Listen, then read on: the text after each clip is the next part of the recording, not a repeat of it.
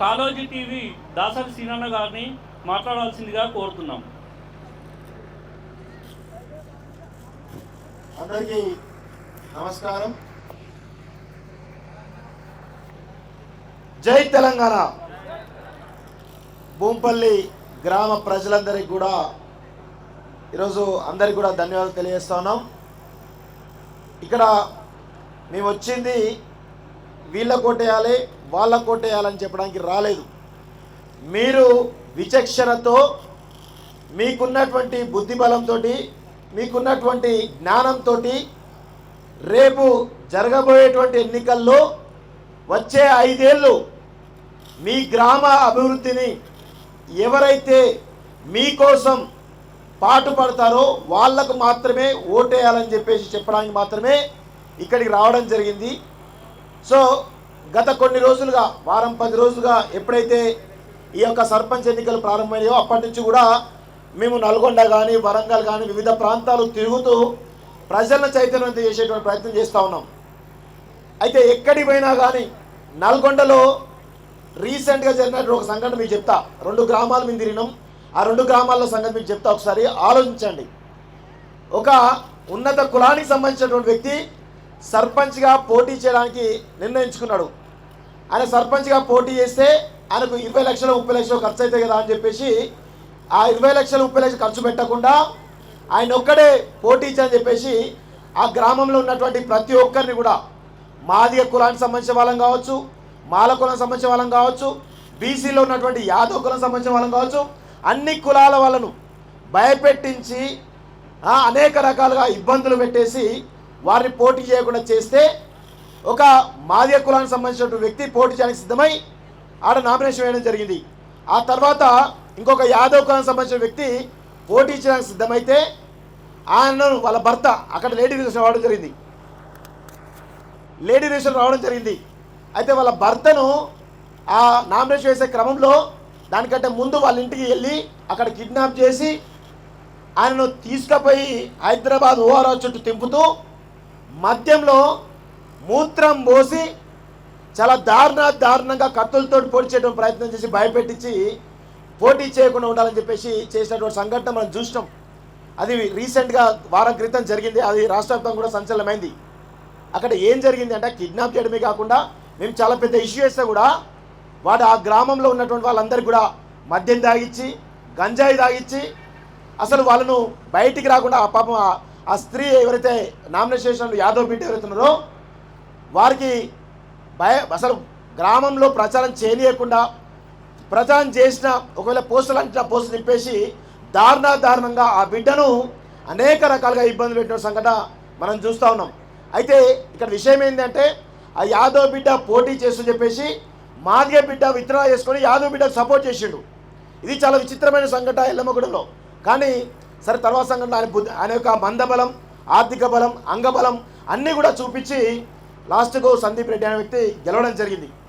నేను ఎందుకు చెప్తా ఉన్న ఈ విషయం అంటే ఏ విధంగా ఆధిపత్య కులాలు ఎంత దారుణంగా వ్యవహరించి ఈరోజు బీసీలను కానీ ఎస్సీలను కానీ ఎస్టీలను కానీ ఎంత దారుణంగా నీచంగా పురుల కంటే హీనంగా చూస్తూ ఉన్నారో అర్థం చేసుకోండి.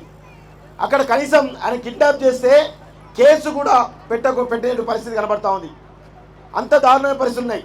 నేను ఒకటే చెప్తా ఉన్నాను, ఈ గ్రామంలో మీరు ఓటు వేసేటువంటి ఒక్క ఓటు రాబోయే 5 సంవత్సరాలు మీరు ఆ అభ్యర్థికి రాసిచ్చినట్టే మీ ఊరును. అందుకే నేనేమంటా ఉన్నాను, మీ యొక్క గ్రామం సంబంధించినటువంటి అభివృద్ధి కావాలంటే ఒక 5-6 అంశాలు ఉంటాయి. ముఖ్యంగా త్రాగునీరు అనేది మన గ్రామ ప్రజలకి చాలా ఇంపార్టెంట్. అదేవిధంగా మన గ్రామంలో ఉండేటువంటి రోడ్లు, డ్రైనేజ్ వ్యవస్థను ఎప్పటికప్పుడు క్లీన్ చేపియాలి, ఆ రోడ్లను వేపియాలి, ఆ డ్రైనేజ్ వేపియాలి. ఆ యొక్క విచక్షణ ఉండాలి ఆ యొక్క సర్పంచ్కి. అదేవిధంగా గ్రామాలు దేశానికి పట్టుకొమ్మలు. అదేవిధంగా పాఠశాల అభివృద్ధి. మన దేశం బాగుపడాలంటే విద్య బాగుపడాలి. విద్య బాగుపడాలంటే ఖచ్చితంగా పాఠశాల అభివృద్ధి జరగాలి. ఆ పాఠశాలల మీద కనీసం ఆ విద్యను అభివృద్ధి చేసేటువంటి ఒక దృక్పథం ఉండాలి సర్పంచ్ అభ్యర్థికి. అదేవిధంగా రైతులకు సంబంధించిన విషయంలో ఇప్పుడు గ్రామాలలో వ్యవసాయం అనేది చాలా కామన్. ప్రతి ఒక్కరికి కూడా ప్రతి వాళ్ళకు కూడా వ్యవసాయం అనేది ఉంటుంది. ఆ వ్యవసాయం అంటే రైతులకు సంబంధించినటువంటి ఏవైతే పథకాలు ఉంటాయో, కేంద్ర ప్రభుత్వ పథకాలు కావచ్చు, రాష్ట్ర ప్రభుత్వ పథకాలు కావచ్చు, ఇవన్నీ కూడా రైతులకు వచ్చే విధంగా, ఆ పథకాలకు తెలిసే విధంగా ఆ నాలెడ్జ్ ఉండాలి. అదేవిధంగా మహిళలకు రక్షణ.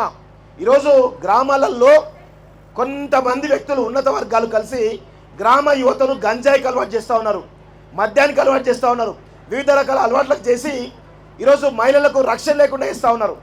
సో మహిళలకు రక్షణ ఉండాలి. ఆ ఉండాలంటే ఖచ్చితంగా మీ గ్రామ సర్పంచ్ మహిళల పట్ల గౌరవంగా ఉండే విధంగా ఉండాలి ఆయన క్యారెక్టర్. అదేవిధంగా యువతకు ఉపాధి అవకాశం కలగాలి. ఇవన్నీ కూడా ఉండేటువంటి అభ్యర్థిని ఎన్నుకోవాల్సిందిగా నేను కోరుతా ఉన్నాను. ఇంకొక విషయం, గ్రామాలలో మీరు ఎన్నుకునేటువంటి అభ్యర్థి 5 సంవత్సరాలు మిమ్మల్ని పాలిస్తాడు. ఈ 5 సంవత్సరాలు మీ గ్రామంలో ఉన్నటువంటి ప్రజలందరినీ కూడా కనుపాప లెక్క మిమ్మల్ని కాపాడుకోవాల్సిన బాధ్యత ఈరోజు ఆ అభ్యర్థి పైన ఉంటుంది. ఈరోజు ఎక్కడ ఏ సమస్య వచ్చినా ఆ గ్రామంలో, ఆ వాడలో ఆ సర్పంచ్ అనేటువంటి వెళ్ళి అక్కడ ఆ సమస్యకు పరిష్కారం చూపాలి. వాడలా తిరగాలి, ప్రతి ఒక్కరితో మాట్లాడాలి. శత్రువైనా మిత్రువైనా ఎవరితోటైనా మాట్లాడే విధంగా ఆయన యొక్క ప్రవర్తన ఉండాలి.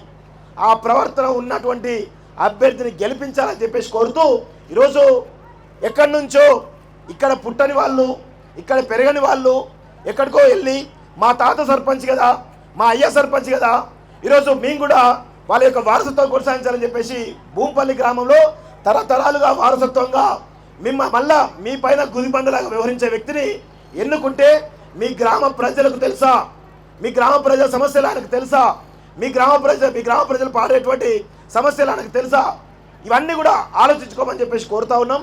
అదేవిధంగా ఇక్కడికి మేము వస్తుంటే కొంతమంది రాజ్యాంగబద్ధ పదవులో ఉన్నటువంటి వ్యక్తులు కూడా అసలు ఇలాంటి రాజకీయాలకు దూరంగా ఉండాలి. కానీ మీ కులానికి ఇది ఇయ్యం మీరు ఓట్లు లేకపోతే, మీ కులానికి ఈ ఫండ్ రానే ఇది లేకపోతే అంటూ రకరకాలుగా మిమ్మల్ని భయపెట్టించేటువంటి ప్రయత్నం కొంతమంది వ్యక్తులు చేస్తూ ఉన్నారు.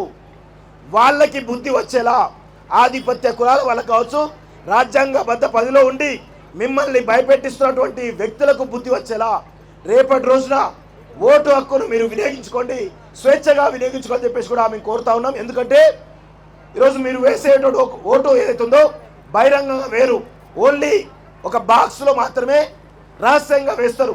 కాబట్టి ఎవరికి ఓటేస్తారో ఎవరికి కూడా రెండో కంటికి కూడా తెలియదు. కాబట్టి స్వేచ్ఛగా మీ ఓటు హక్కును వినియోగించుకొని రాబోయే 5 సంవత్సరాలు మీ ఊరి బాగు కోసం ఎవరైతే పాటుపడతారో వారిని ఎన్నుకోవాలని చెప్పేసి కూడా ఈరోజు చెప్పడానికి ఇక్కడ రావడం జరిగింది. ఈ అవకాశం ఇచ్చినటువంటి భూంపల్లి గ్రామ ప్రజలందరూ కూడా ధన్యవాదాలు తెలియజేస్తున్నాం. జై తెలంగాణ.